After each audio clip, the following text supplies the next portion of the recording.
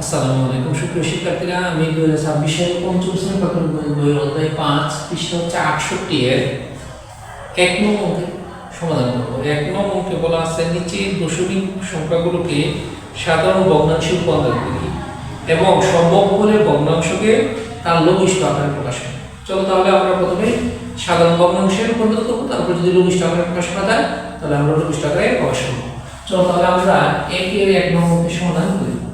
একের 1 নং অঙ্কে বলা আছে 0.04।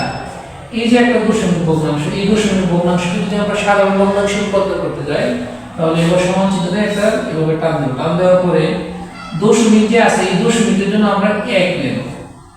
আবার বলতেছি যে দশমিক আছে এই দশমিকের জন্য আমরা 1 নেব। লেখার পরে দশমিকের পর কয়টা সংখ্যা আছে আমরা ওইটা হিসাব করব। দশমিকের পরে দেখো আছে দুইটা সংখ্যা, একটা দুইটা সংখ্যা, না আমরা শূন্য দিব দুইটা। তাহলে আমরা বললাম কি যে দশমিকের জন্য 1 আর দশমিকের পরে জয়টা সংখ্যা থাকবে ঠিক ততটা শূন্য দিতে হবে। সাধারণ ভগ্নাংশে যদি আমরা রূপান্তর করি তাহলে দেওয়ার পরে এই দশমিক কিন্তু আর থাকবে না। আমাদের এই বাম দশমিক যদি না থাকে তাহলে সংখ্যার বাম পাশে শূন্যের কোনো দাম নাই, তাহলে শুধু থাকতেছে 4। আশা করি তোমরা বুঝতে পারছো। অর্থাৎ দশমিকের জন্য 1 নিলাম, দুইটা সংখ্যার জন্য দুইটা শূন্য নিলাম, তাহলে দশমিক কি এবার আর আবদ্ধ নাই। যেহেতু নাই মানে কোনো দশমিক নাই, না থাকলে বাম পাশে শূন্যের কোনো দাম নাই, তাহলে শুধু সংখ্যাটা থাকতেছে 4। এই 4 লিখলাম। তাহলে আমাদের কত হলো সাধারণ ভগ্নাংশ 100/4। এই যে 100/4 হলো সেটা যদি আমরা লঘিষ্ঠ আকারে প্রকাশ করা যায় তো অবশ্যই করার চেষ্টা করব। এখন দেখো 4 দিয়ে যদি আমরা 100 এ ভাগ করি, নিঃশেষে ভাগ করি, তাহলে কতবার যায়? আমরা জানি 4 25 এ 100। তাহলে আমরা 4 এর মধ্যে ভাগ করলে একবার যাবে, আর 4 যদি 100 এর মধ্যে ভাগ করো তাহলে কতবার যাবে? 25 বার যাবে। তাহলে আমরা উত্তর কত পেলাম? 25/1। দেখো আমরা এই 0.04 কে প্রথমে সাধারণ ভগ্নাংশে প্রকাশ করলাম, আর এই সাধারণ ভগ্নাংশটাকে আমরা লঘিষ্ঠ আকারে প্রকাশ করলাম। লঘিষ্ঠ আকারে প্রকাশ করে আমরা কত পেলাম? 25/1। আশা করি তোমরা এই 1 এর 1 নং অঙ্কের সমাধান বুঝতে পারছো। আমরা এখন 1 এর 2 নং অঙ্কের সমাধান করব। 0.35। এখন আমরা কি করব? আমরা যদি দশমিকের জন্য 1 আর দশমিকের পরে একটা সংখ্যা আছে দুইটা, আমরা দুইটা শূন্য দেব। তাহলে আমরা এখন কি আছে? দশমিক উঠে গেছে। যেহেতু দশমিক উঠে গেছে তাহলে বামে শুধু শূন্য থাকতেছে, এই বামে শূন্যের কোনো দাম নাই। তাহলে আমরা কি করব? শুধু 35 আছে 35 লিখব।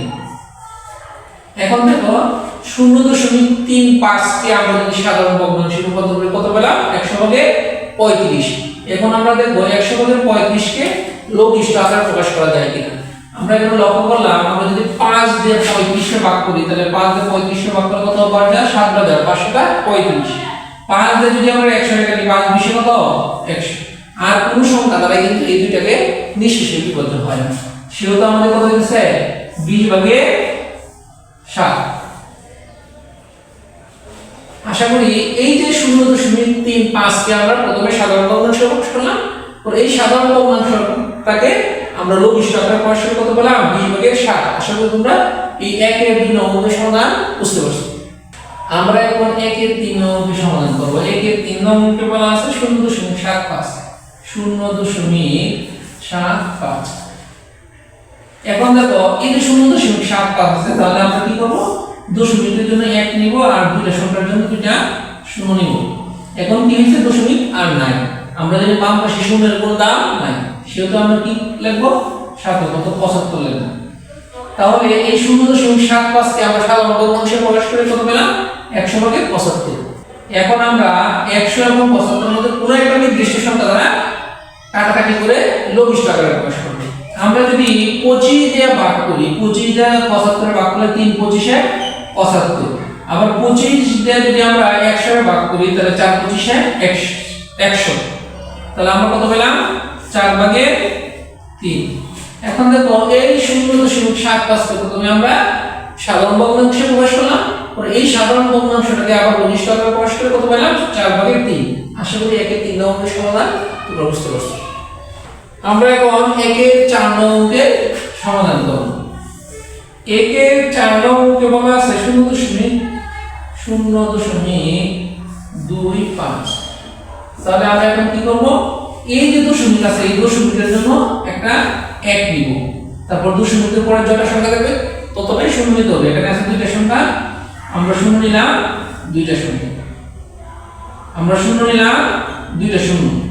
তাহলে এখন কি হবে, দশমিক উঠে গেল, দশমিক যেহেতু উঠে গেছে সেহেতু এখন এই বাম পাশে একটা শূন্য আছে, আমাদের এই বাম পাশে শূন্য কোনো কি নাই, দাম নাই, তাহলে শুধু থাকতেছে 2 5 অর্থাৎ 25। তাহলে আমরা 0.25 কে সাধারণ ভগ্নাংশে প্রকাশ করে কত পেলাম, 100 ভাগের 25। এখন আমরা যে কাজটা করব, এই 100 ভাগের 25 কে পুরো একটা নির্দিষ্ট সংখ্যা দ্বারা লঘিষ্ঠ আকারে প্রকাশ করব, কেটে। আমরা যদি 25টা 25 এ ভাগ করি, 25টা 25 এ ভাগ করলে একবার দাও, আবার 25টা যদি আমরা 100 এ ভাগ করি তাহলে 25টা 100 এ ভাগ করলে নিশ্চয়ই বিয়োগ হয় 4। তাহলে আমরা কত হইলাম, 4 ভাগে 1।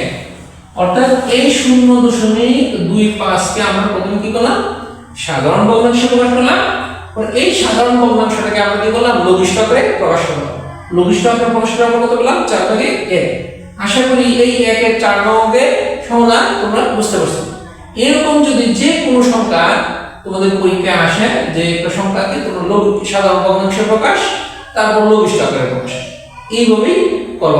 আশা করি কোনো একটা দশমিক ভগ্নাংশকে সাধারণ ভগ্নাংশে প্রকাশ এবং লঘিষ্ঠ আকারে প্রকাশ করার নিয়মটা তোমরা বুঝতে পারছো।